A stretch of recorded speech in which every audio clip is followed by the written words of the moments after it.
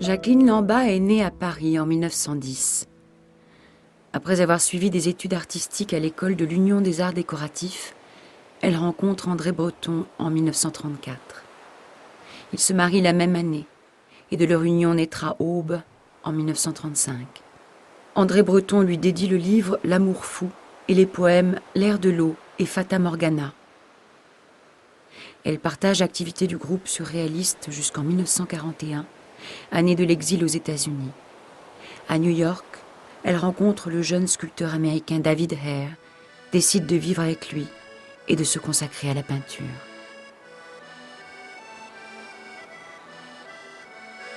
En 1948, Jacqueline ne considère plus sa peinture comme surréaliste. Dans les tableaux de 47 et 48 apparaissent des maisons cachées dans les bois, des petits villages aux couleurs tendres, de grands tournesols cosmiques, des forêts magiques.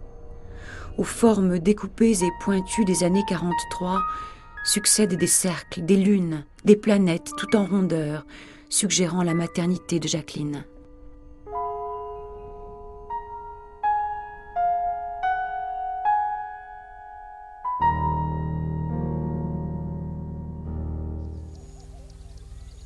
Et le 19 juin 1948, naît Merlin Meredith Hare à New York. Jacqueline, malgré une grossesse délicate, est heureuse de mettre au monde un garçon. C'est un nouveau bonheur. Back to Paris. En 1955, elle se sépare de David et retourne vivre définitivement en France avec Merlin.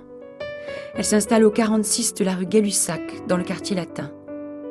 Elle se consacre uniquement à la peinture, fréquente l'atelier de la Grande Chaumière à Montparnasse, remplit des dizaines de carnets de croquis.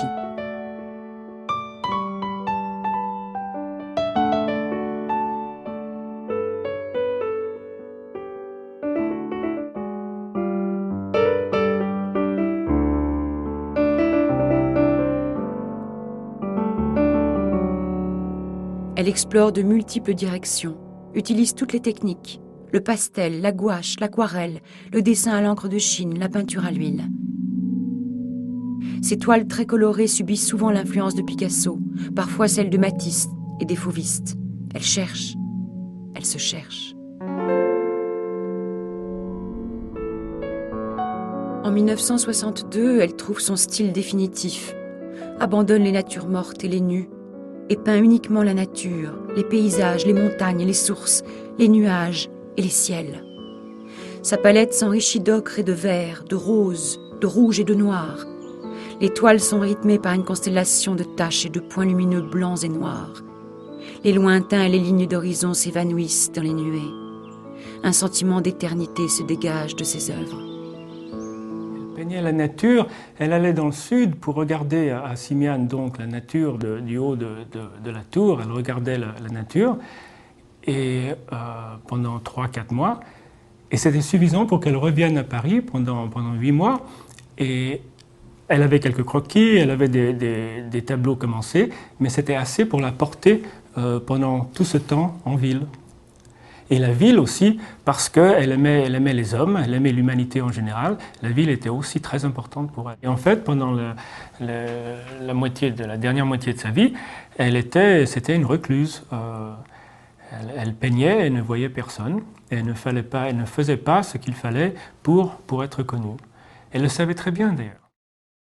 En 1988, Jacqueline, atteinte d'un cancer au poumon, se retire dans une maison de repos au château de la Roche-Corbon, près de Tours. Elle y décédera, entourée des siens, le 20 juillet 1993 et sera enterrée dans le village de Saché, en Touraine.